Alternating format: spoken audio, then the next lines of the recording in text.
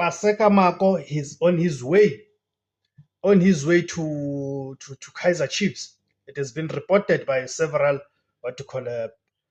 publication. It has been reported by quite a number of publications that Paseka Mako, formerly with Orlando Pirates, of course, Orlando Pirates was it last week or beginning of this week where Orlando Pirates released a statement confirming that indeed Paseka Mako's time with Orlando Pirates has come to an end. They are releasing him.